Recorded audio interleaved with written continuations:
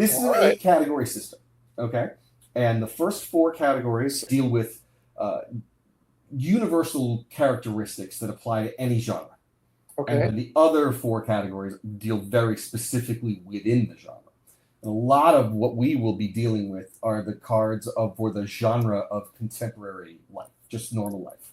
Okay. And we're going to start with our character's occupation. What do they do? This is going to tell us a lot about like where they spend their time and how much money do they have, and what their sort of environment is, and who their friends are. So here are your selections. Selection 1 is novelist or chef. Whoops, I want to be over here.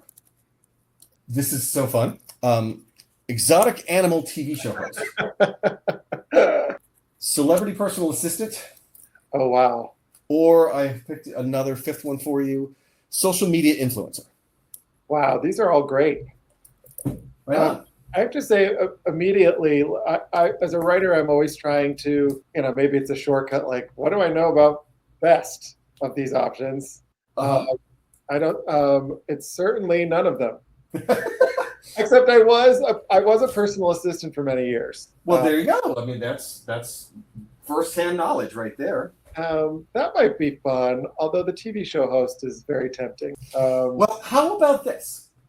There's no reason why we can't blend those a little bit. It could be maybe their thing is that they want to do an animal show. Like they want maybe it's a personal assistant for an exotic animal TV show host. Oh, I love that. Okay.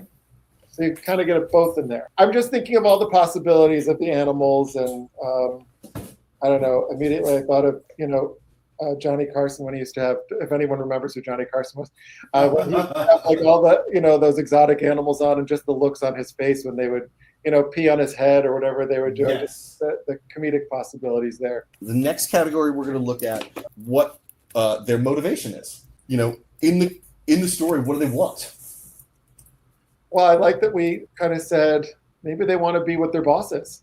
Okay, yeah, all right. So to rise in the hierarchy of power and status, or do they want to gain the admiration of their peers? To atone for a grave mistake or transgression? To shed the beliefs they were raised with and form their own value system. Where do you buy this deck of cards, Jeff? At recklessdeck.com. Thank you so much for bringing that up. It's fantastic. Or another one, to find the ideal romantic partner. Romantic partner. I know we should probably choose one. Well, that's the thing about motivations is, the more specific and clear you can be about it, the better it's going to work for you. But that doesn't necessarily mean that one's motivation doesn't change. Yes. So they could potentially start out wanting to rise in the hierarchy of power and status and end up either like changing their value system or finding a romantic partner and realizing that is actually the more. But I think for this, let's go with to rise in the hierarchy of power and status.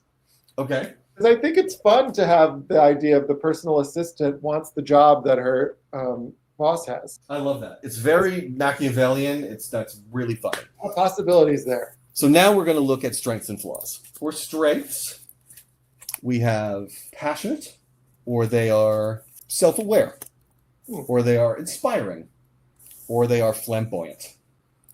So they could be like super stylish, and have like a really very unique, specific look or like vibe about them. They could be someone who maybe speaks really well on camera, gets people to really like, is very much about like pulling the emotions, like an Oprah sort of. Self-aware. I mean, maybe that defeats the purpose. Maybe we want somebody who's not very self-aware to start with. Or maybe they are very passionate about their goal. Maybe they're really passionate about animals, or they're really passionate about wanting. It doesn't have to be, like Cyrano de Bergerac passion. It can be like I'm really passionate about my work. Well, I like that idea. I love animals, so I think that passionate is a good one. Okay.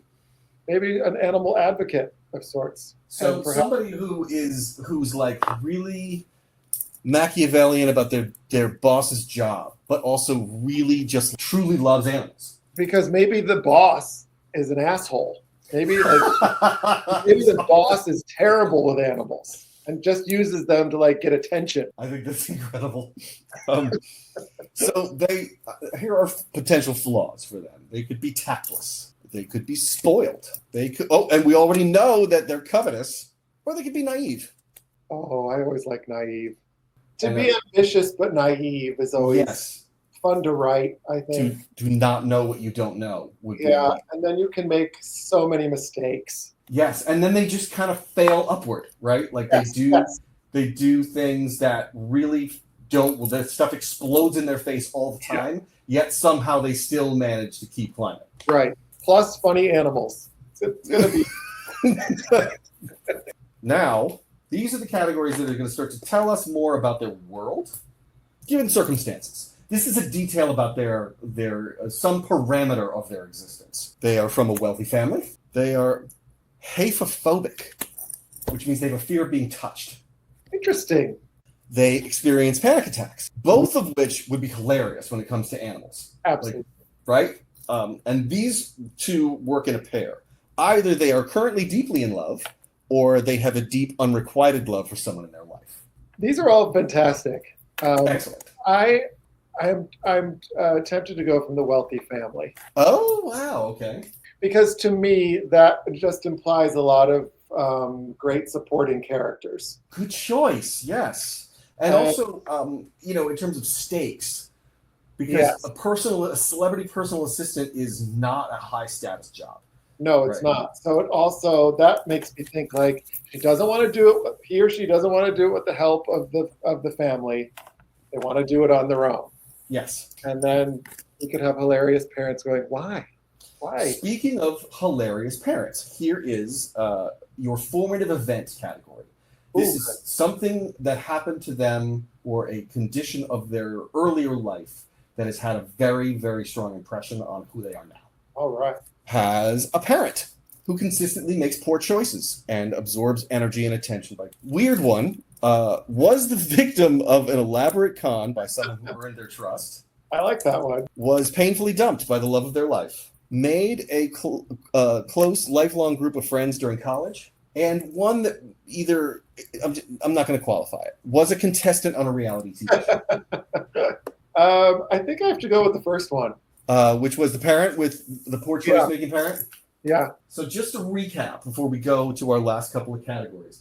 We've got a celebrity assistant to an animal show host, like a sort of Steve Irwin, but a douche, right? We decided that the boss is an asshole. Yeah, that sounds good. They want to rise. Their goal is to rise in status. They are passionate, but they are naive. She comes from a wealthy family, and we've got a double header regarding family. A parent who makes really poor choices, and it causes a lot of drama. I love that. I also am always drawn to how can I get older characters in stories. What a cool goal to do in your. I've always done it. You know why? Just from like the point of view of like you can get really great actors who want to work. Yeah. As actors get older, they're not so much in demand. So if you write something of quality and you can get it to them, oh my God, that's how I've gotten to work with such great people. So we've got two more categories, and this next one is secrets. Ooh. What are they hiding? Potentially useful. They have just begun an affair with a celebrity. Oh, so weird. Feels compelled to commit home invasions and steal small personal items. And that's from the horror set. How long did it take you to make this deck? A year. Took a year. I can imagine. This is fantastic. Owes their success to an unknown benefactor. Or they are having an emotional affair with a colleague. That's the one. That's the one. And here's one that I picked out for you just because transforms into a unique, non-lupine kind of were creature. That might be stretching it. I love the idea of Possibility. everything that we've said, but at night she roams the zoo as a were porcupine. Wow. Or a were tortoise. I do love that idea. However, as a producer of ultra mini micro budget production, I think the emotional affair is probably the way to go. Yeah, with the lighting guy or something, or a craft service girl or something. Or maybe there is a maybe the boss. Who was Conan's dude that used to Andy Richter? Yeah, that kind of guy. Yeah. But somebody again really status-wise, very sort of Robin to Batman, and that's the person that she's decided to have the affair with. Ooh, yeah, this is good. All right, last category is inciting incident. What just happened? I just had an idea for one. Oh, good. All right, great. Because this whole set lives and dies for the reason of creating ideas. So if you've got one, let's hear it. Well, I was just thinking if they're in the middle of a show and they've got like some sort of like Gila monster or a little dragon or something, and it bites the host. Okay. And they have to go to the hospital. I think that would be a great inciting incident to show who are the people who are going to show up at the hospital. She's probably making a big deal out of it or anything to get some press or something. So who's going to show up at the hospital for this catastrophic injury that's happened? And how is she throwing the assistant under the bus constantly? And I just thought that might be a good inciting incident, something like that. And how he or she treats medical professionals.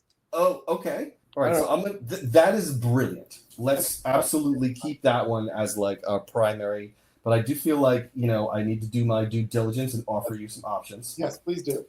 An old friend has re-entered their life, but they've changed drastically. Finds themselves in a predicament that requires the help of their old high school enemy. Ooh, oh, that's like the thing I just wrote, the bestie. Oh, no kidding. Because it could also, with what you just said in terms of the hospital, maybe their old adversary is either a doctor or nurse. Oh, yes. And this is such a weird one. Has reservations for the opening of an opulent new downtown restaurant, which really becomes a status grab kind of thing where are they going to get seated at the great table? Are they going to get seated with their boss? Are they going to get featured in the show in some way? And here is one that could relate to the animals, right? I'll just read it to you. A long-lost relative has willed them a small island off the New England coast with a single dilapidated house on it. Oh. And maybe on the island is a particular kind of animal. Yeah, they're doing research or something. That they could go and do a spot on, for the show about. Yes. And notice that, those are both from the Lovecraft set. So those are meant to be, spooky options, but I think they could be funny options. Absolutely. I love both of them. So the bottom two so much, but there's always something about a restaurant because I worked in so many of them. Okay. Exactly, me too, totally. Is there a way to make the restaurant thing, to combine the restaurant thing and the hospital thing, where they're supposed to be going to this restaurant opening, but now they have to go to the hospital because of this bite? I want to keep the animal in it somehow, but an animal in it, because that is so much of what the person is about. Yeah, yes, okay. What if there's a dish they're serving at the restaurant? Oh gross. Maybe she just had it on the show or something. That's fantastic. So that, we could even intercut. So you're showing her in the show and she's getting all cozy with this adorable little thing. And then you see the plate with a rabbit or whatever it is. Yeah, or what if the thing that bites somebody is the thing that they're serving? It's like an alligator or something like that. Yep. Some sort of biting animal. Yep, and then that brings us to the hospital. And, there's a lot packed in there. I love it. Yeah, we're already off and running.